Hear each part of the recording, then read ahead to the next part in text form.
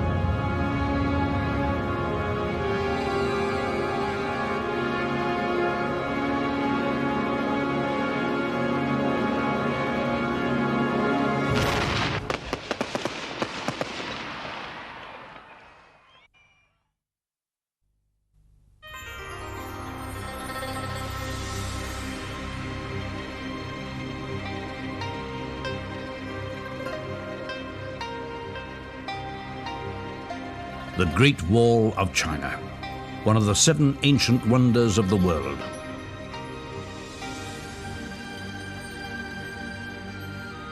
Created by the emperors of ancient China as a barrier against invasion from the north, the wall has been witness to over 2,000 years in the turbulent history of one of the oldest civilizations on Earth. A civilization which can claim the early discovery of many of the pieces of the jigsaw of design and experiment upon which the flight of the Wright brothers ultimately depended.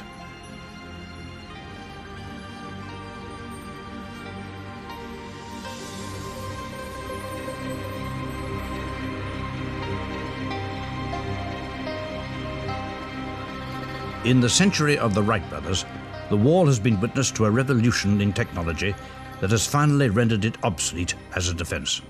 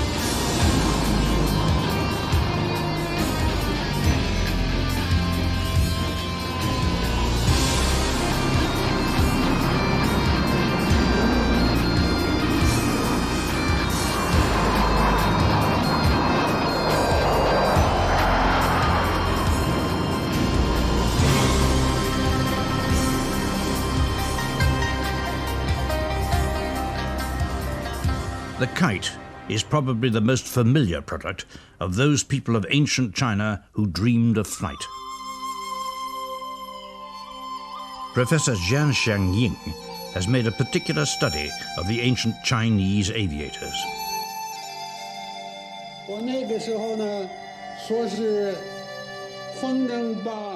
The first kites appeared around 2,200 years ago during the Zhou dynasty. The myths and legends of the time tell us that the warlord Chang Liang ordered a kite to be constructed that was large enough to lift a man. He could see the potential use for this kite in the campaigns against his enemies. Whether or not Chang Liang was successful in lifting a man is not recorded. Working from the examples that nature provided, the ancient pioneers built up a considerable knowledge of the behavior of wing shapes and aerodynamics. The details of bird flight were closely studied, but there were also other avenues of experiment. The nature and properties of the air itself were evidently an important factor in flight. Thinkers turned their attention to the fact that hot air from a naked flame naturally rises. Surely this movement could also be harnessed to gain lift. One such pioneer who had correctly noted the behavior of hot air reasoned that he might fly if he leapt over a lighted bonfire with his cloak outspread.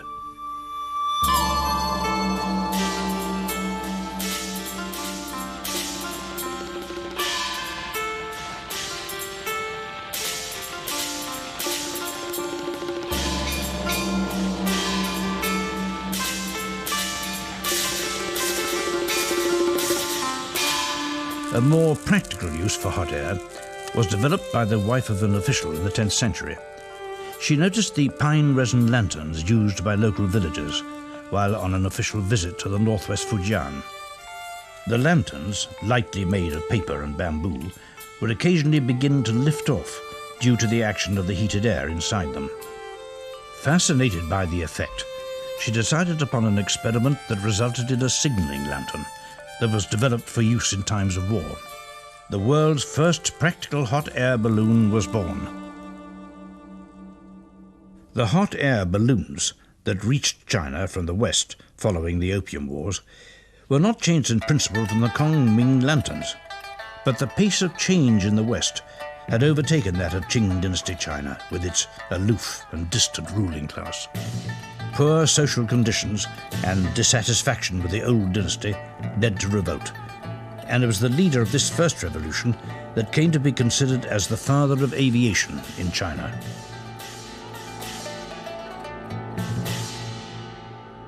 Sun Yat-sen saw immediately the potential of the aeroplane in helping the revolution.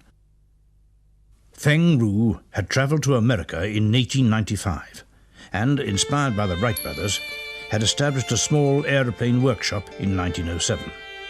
At Sun Yat-sen's request, he returned to China in February 1911, bringing with him his aircraft and assistants. Feng Ru was to successfully test and fly the first aircraft in the country, before being tragically killed in a flying accident the following year.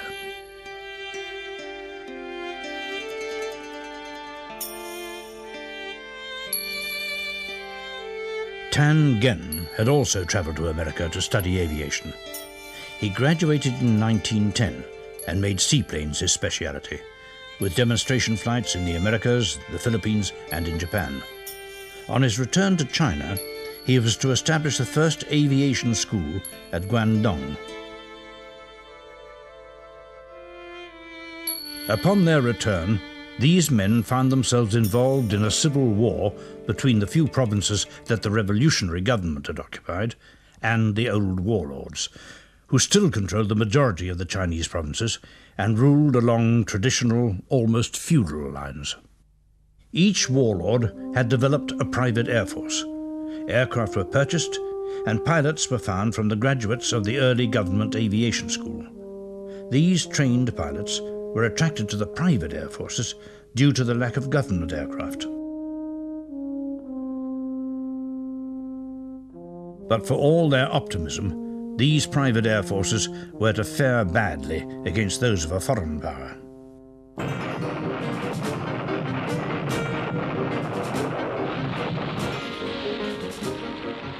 When China entered the First World War on the side of the Allies, the private air forces quickly succumbed to the Japanese invasion. The planes so carefully acquired by the warlords were repainted with the red roundel of the imperial flag.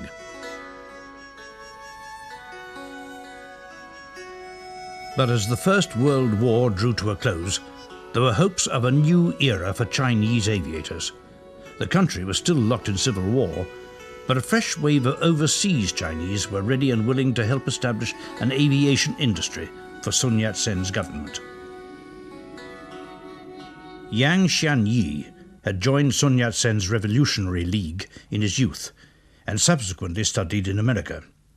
After the war, Yang was called back by Sun Yat-sen to become the government's director of aviation. Under his supervision, a two-seater biplane was constructed at the Dasha-2 factory and named Rosamunda, after the student name of Sun Yat-sen's wife. Sun Yat-sen was later pictured with the aircraft in commemoration of this first step towards re-establishing aviation in China. As in other countries, the 20s and 30s in China saw a huge increase in passenger travel. In a country as large as China, the potential for the establishment of air routes was enormous, and soon the characteristic lines of the Junkers airliners and other Western designs were to be seen above the northern Chinese plains. The way forward looked promising for the civil aviation industry.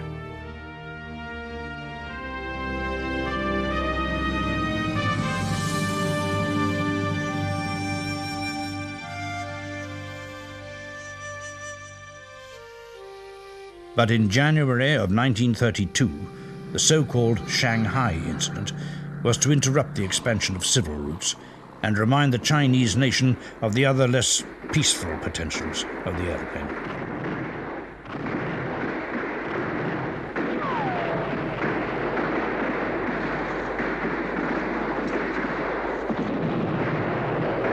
Despite the involvement of volunteer pilots from the Boeing company who stayed to fly for China against the Japanese forces, the Chinese air defense strategy was ineffective.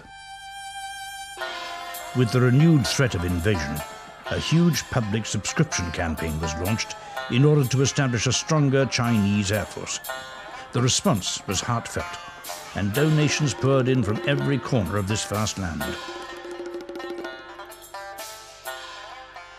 Even so, money was only one factor. What was desperately needed was experience. Experience which could come only with time and help. A Sino-American Concord was signed, and American companies such as Curtiss began to establish links with the Chinese manufacturers to update the technology and supply machines and training. The traditional architecture of China was to be transformed by the needs of the new aircraft plants. Factories were established for mass production along American lines as the Chinese Air Force attempted to build up its numbers in the threatening international atmosphere of the mid-1930s.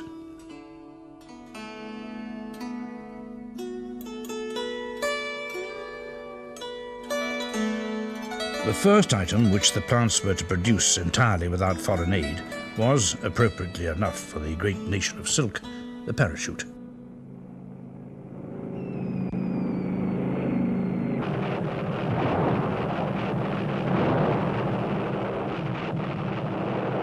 When the war finally came, Chinese air strength was still perilously dependent on outdated machines and inadequate training.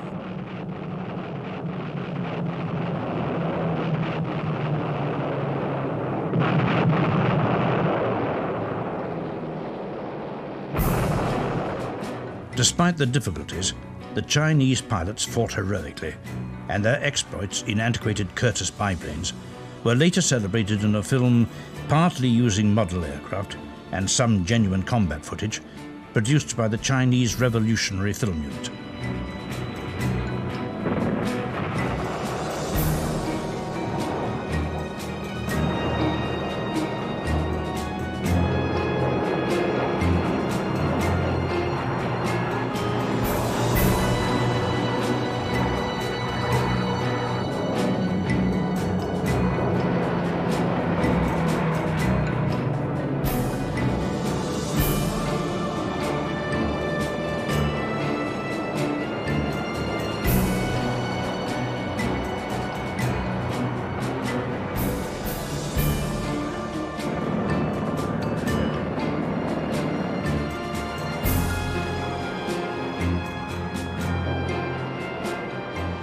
It was a stirring drama, but more of a morale-boosting exercise than a factual account. For the reality of the situation for the Chinese pilots was not nearly so optimistic as that portrayed on screen.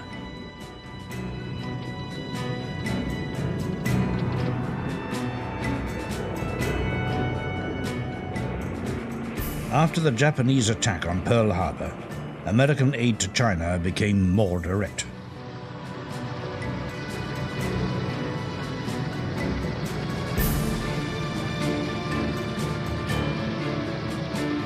Squadrons of Curtiss Kitty Hawks replaced the antiquated Curtiss biplanes, in which Chinese pilots had attempted to stop the Imperial Japanese Air Force. By 1942, however, the balance of air power had shifted in favor of the Allies.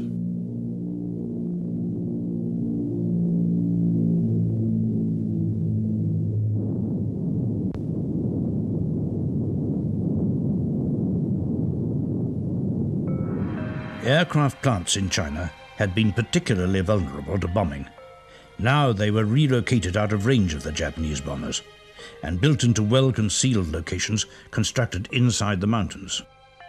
Faced with a shortage of raw materials, manufacturers improvised and made such products as bamboo drop tanks for the American fighters.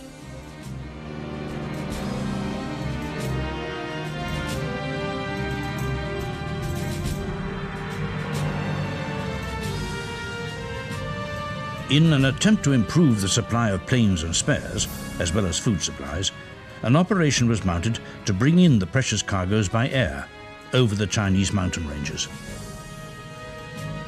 The China airlift would go down in the annals of aviation as one of the most difficult and dangerous air routes ever flown.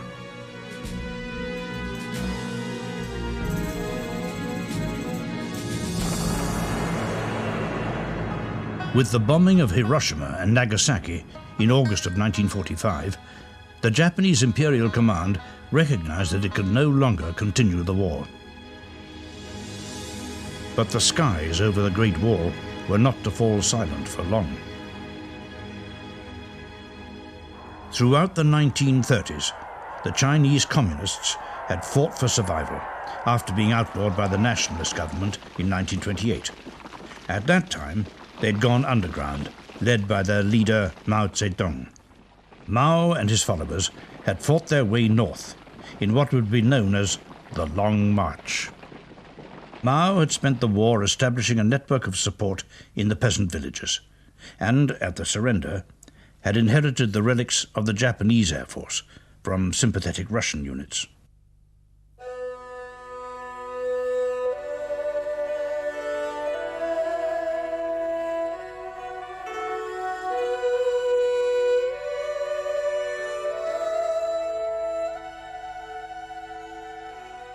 Fighting erupted between the communist forces and the nationalist government, and soon escalated into a full civil war.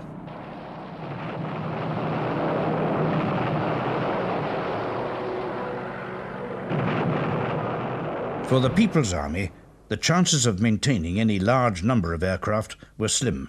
Spares were non-existent, and the air units were forced to improvise from meagre resources. When the capital was overrun, and the nationalist forces driven south towards Taiwan, the communist aviators were hard-pressed to assemble even a handful of airworthy planes to take part in the victory parades in Tiananmen Square.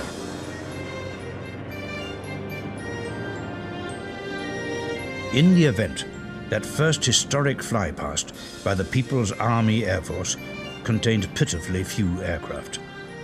At the time of the ceremony proclaiming the People's Republic of China, on October the 1st, 1949, the Air Force possessed just 17 aircraft, which were a mixture of bombers, fighters, transports, and trainers.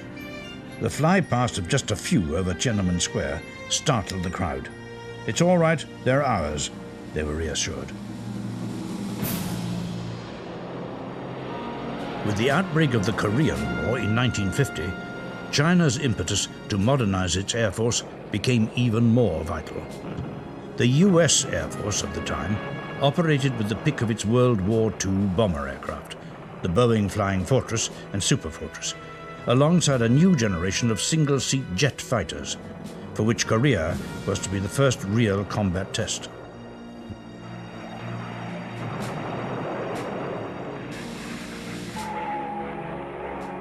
Against these was ranged a jet fighter that would also become a legend in its own time, the Russian-designed MiG-15, which later was to be the backbone of the People's Air Force.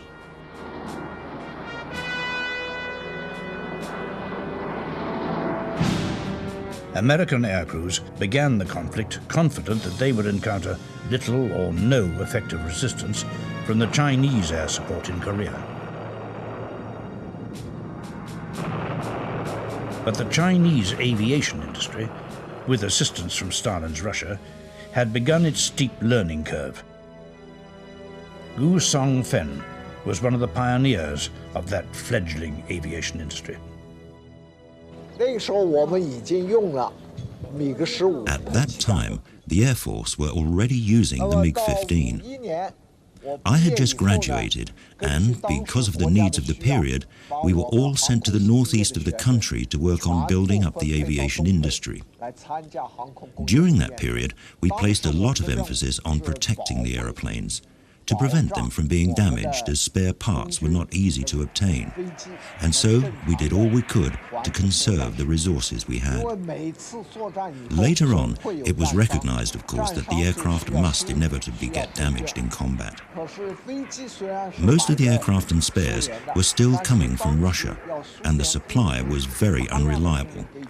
So we realized that we had to change the emphasis of the work more towards developing the facilities to make repairs and manufacture spares of our own.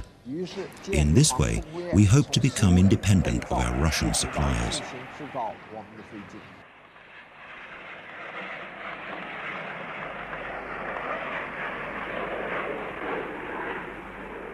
The US-dominated United Nations had come to the aid of South Korea when it was invaded by the North, who were aided by and allied with both Russia and China.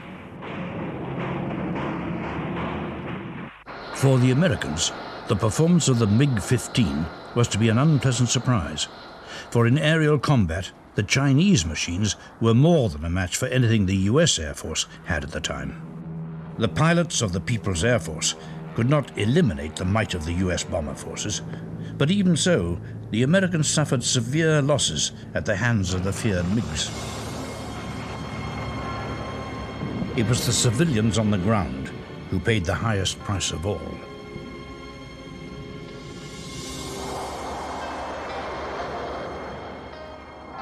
For China, the Korean War left a legacy of battle-hardened jet fighter aces who, in due course, would pass on their experience to a younger generation. They had proved themselves capable of flying one of the most advanced fighters of the time to the limits of its design capabilities.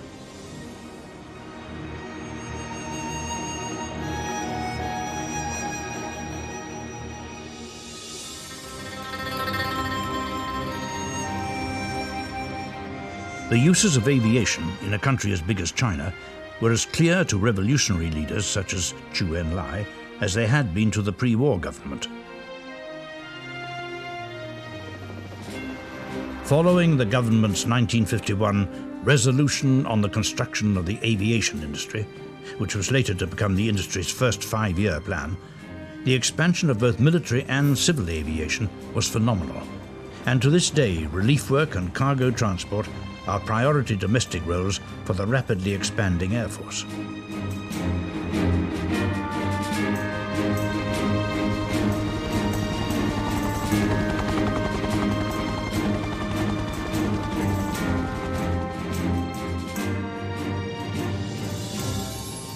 The air routes expanded once more, and even the monastic silence of Lhasa in Tibet was to be broken by the piston engines of the first air service there in the 1950s.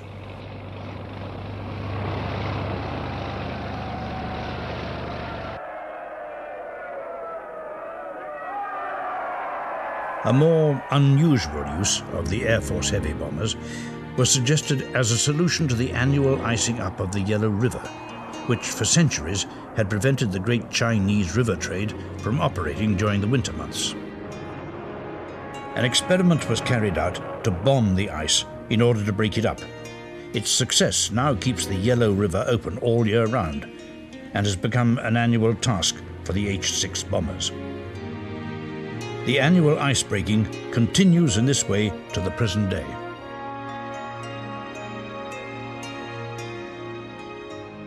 With further agreements with the Soviet Union in place, the stage was set for an era of great expansion in the aircraft industry.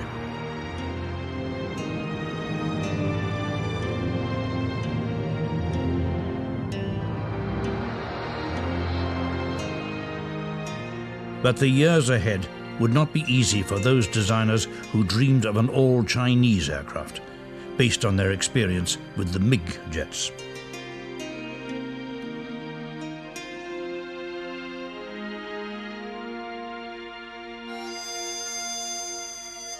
Many of the basic principles behind today's jet engine were known but not understood in ancient China. This Ming Dynasty ornament, known as the trotting horse lamp, is driven by a turbine fan which is no different in principle or design to that of a modern jet engine.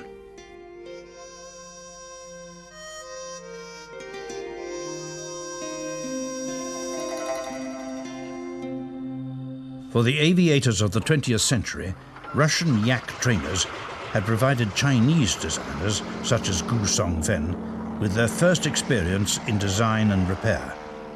The CJ-5, stalwart of the Air Force for many years, is fondly remembered for the reliability of its Russian power plant.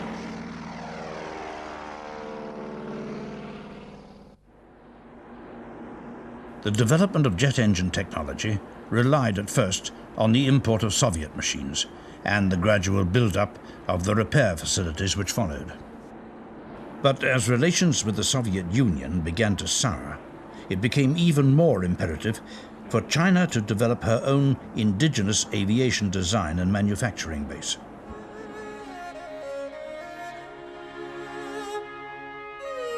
Using the lessons learned from the Russian MiG-15s, a design team was assembled to work towards an independently produced jet trainer. Under the guidance of Shi Shen-sung, an engineer recently returned from America, a 100-strong team of young designers took just a year to complete their first design.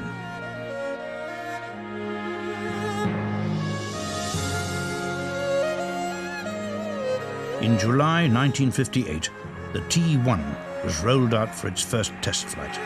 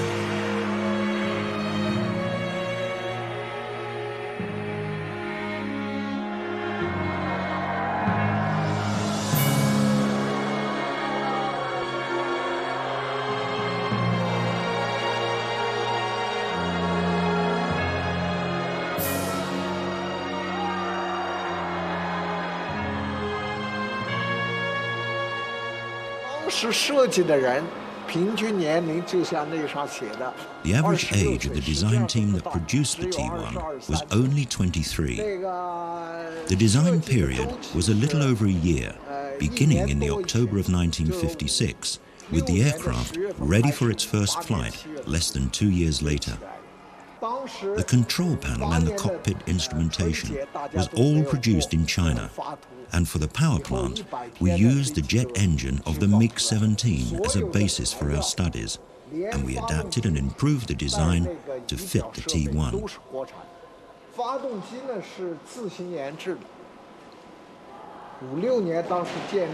I remember that, in the rush to complete the aircraft, we all stayed in the workshops over the New Year period of 1958. We missed all the celebrations just to finish the aircraft on time.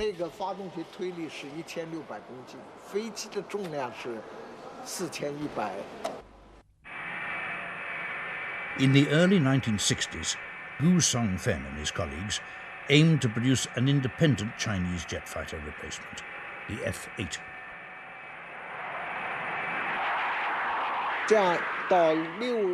In 1964, we began to build our own high-altitude jet fighter, the F-8. The idea came from the military, who wanted a high-altitude, high-speed fighter and were not happy with the MiG-17's performance. The difficulty with the MiG-17 in particular was its short endurance at altitude. Also, the mixed fuselage was not large enough to take a sufficiently powerful radar.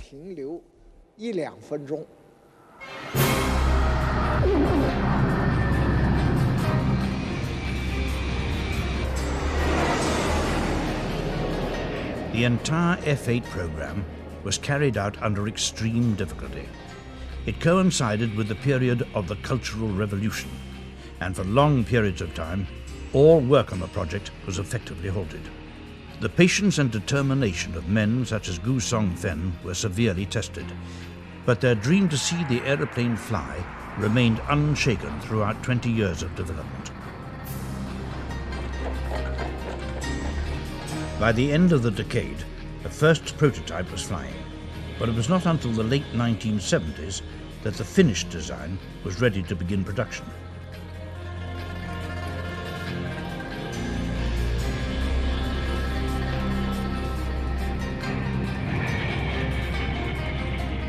In the 1980s, Gu Song-fen took charge of the program to develop the successor to the F-8, the F-8-2. It took just 4 years for the design team to take the new aircraft from the drawing board to the sky.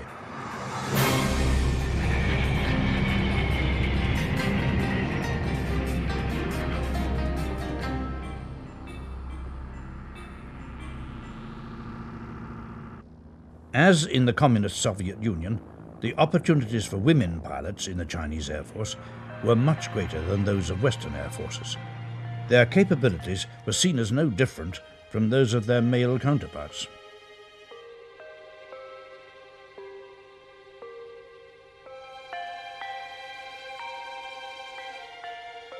Free from the restrictions imposed elsewhere, Chinese women have piloted the whole range of combat and transport aircraft.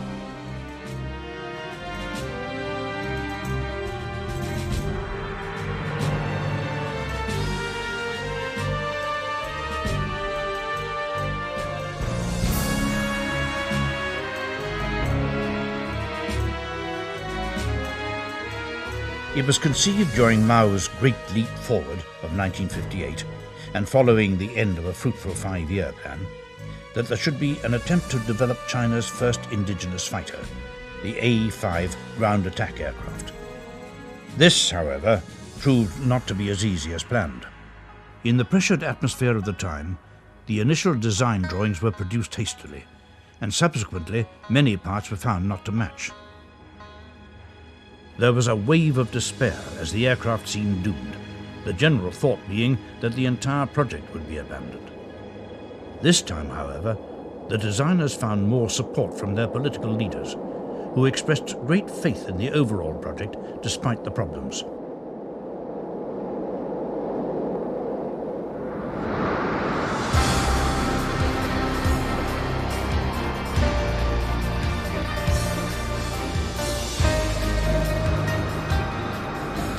On the 4th of June 1965, the first A-5, the precursor of a whole series of aircraft redesignated the Q series, lifted off for a successful test flight.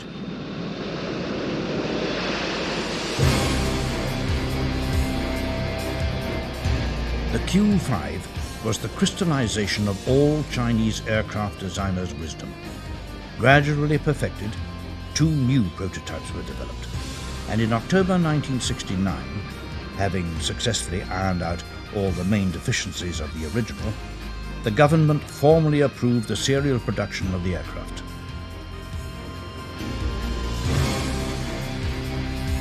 Since then, 32 modifications to the Q-5 have been made to enable it to fulfill a multitude of roles, from nuclear weapons carrier to torpedo attack aircraft. But more importantly, it was the first generation attack aircraft developed independently by China and is still in service today.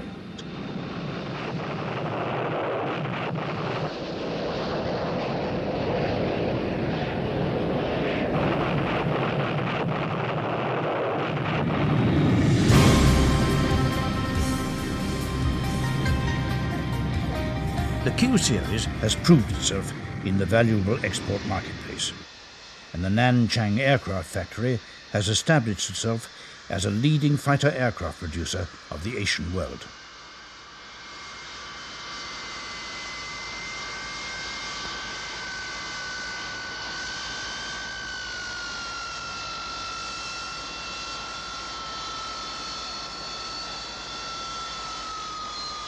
For Chinese aviation, national defense has always been a driving force behind technological advances.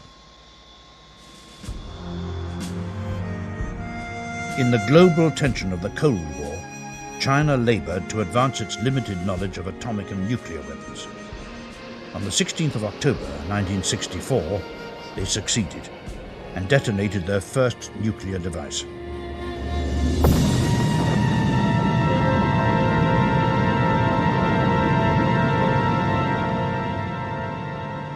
It had taken months of painstaking calculations, made by engineers working continuous shifts and using only the most basic calculators. The entire theoretical pattern of behavior of the bomb was worked out in this way 9 times in succession in order to verify the figures.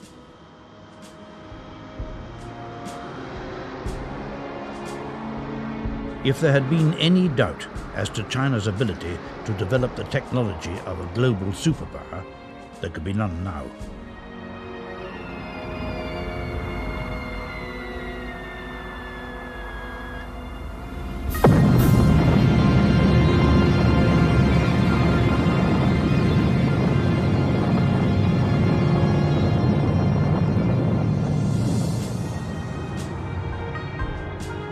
With their own indigenous attack aircraft, the license-produced Tupolev Tu-16 bombers, designated H-6, and the rapid growth of their aviation, the might of China's military soon became apparent.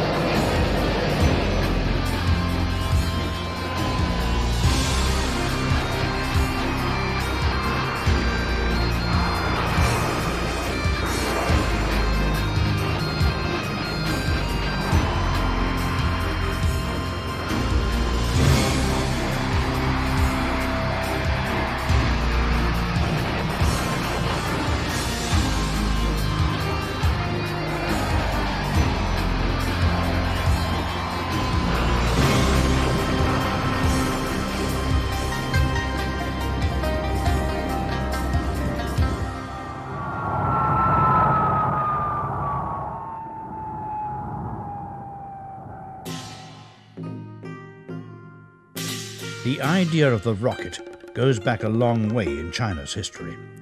Some 4,000 years ago, the Chinese were aware of the properties of gunpowder, but it was used chiefly as a ceremonial firework ingredient until the 10th century, when the ancestors of the modern-day rocket appeared.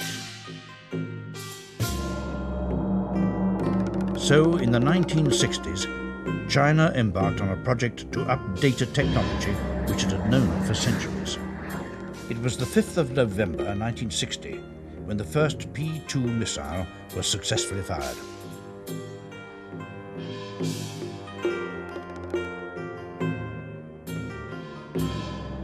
Design work on coastal defense and ship-to-ship missiles followed, and larger underwater-launched nuclear missiles were developed to equip the nuclear submarines under construction.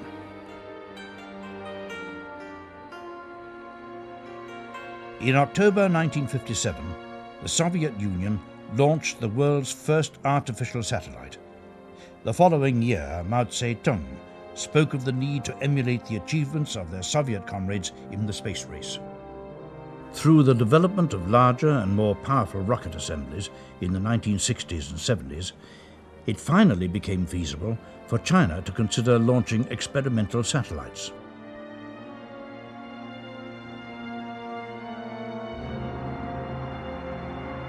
On the 24th of April 1970, China's first satellite, the DFH-1, was launched into space.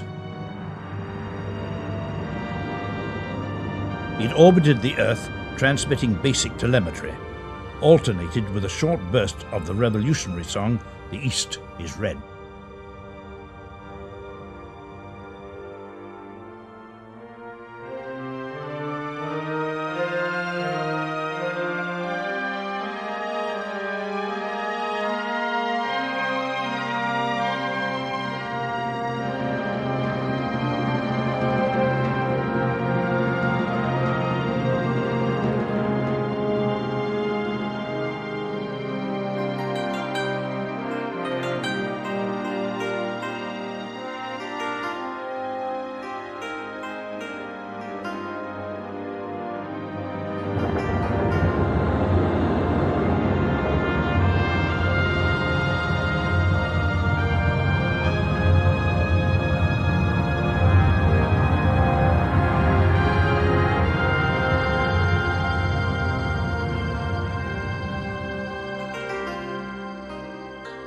Premier Chu Enlai and Chairman Mao both died in 1976.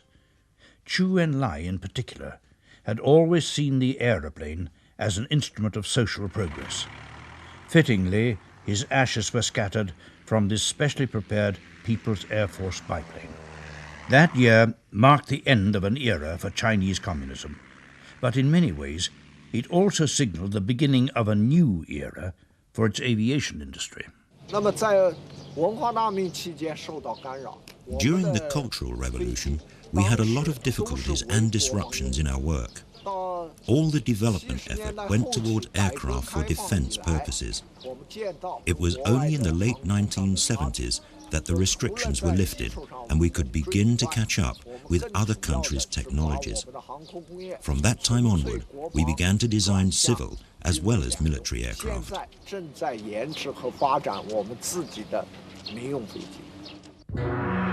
Development began on civil aircraft, with a view to providing the Chinese airlines with indigenously produced aircraft in the same way that the Air Force had been re-equipped.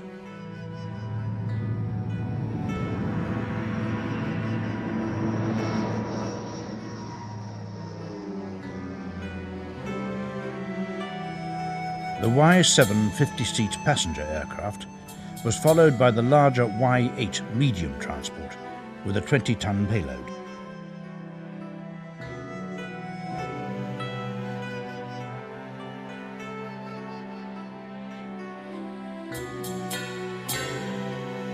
Although the types of aircraft required for international passenger routes would still have to be imported, aircraft such as the Y-7 and Y-8, along with license-built Antonov transports, established themselves successfully on domestic routes.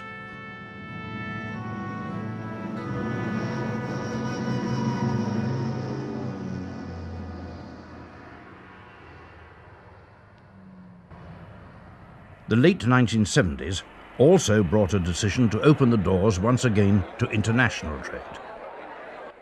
By the mid-1980s, several hundred export contracts had been signed with countries such as the United States, Egypt, Pakistan and Jordan. The long experience of the Chinese manufacturers in license-building aircraft from abroad has placed them in an advantageous position as the global aviation industry turns increasingly to cooperative production. Increased cooperation has brought agreements to license-build aircraft such as the Kawanishi seaplane, as well as developments in China's own civil designs.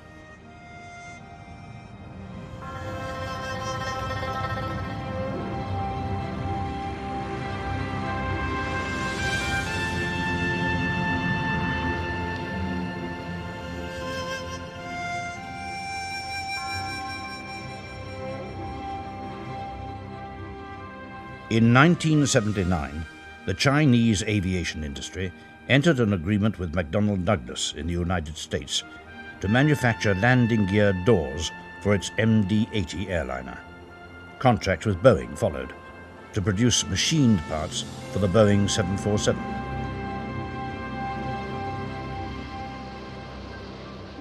The resulting exchange of information has further accelerated the pace of change in Chinese aviation, and cutting-edge technologies such as computer-aided design and laminated components are increasingly being developed.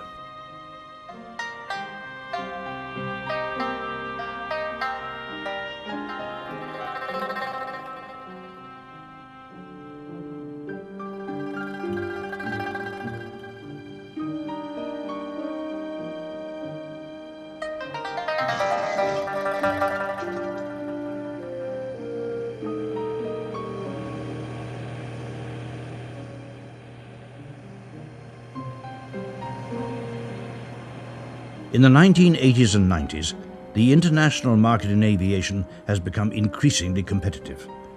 The ability of Chinese manufacturing plants to turn out high-quality components at lower cost has earned them additional contracts from companies in the West.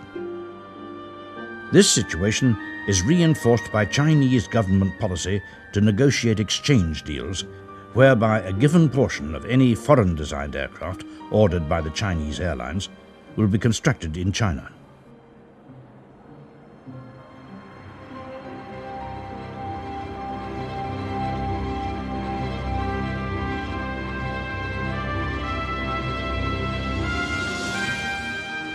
Following the First World War, China turned, reluctantly, away from the West after being shunned by the League of Nations. It is perhaps ironic that aviation has, in the later years of this century, brought about what the League of Nations could not manage in the 1920s, a new accord and cooperation between China and the West.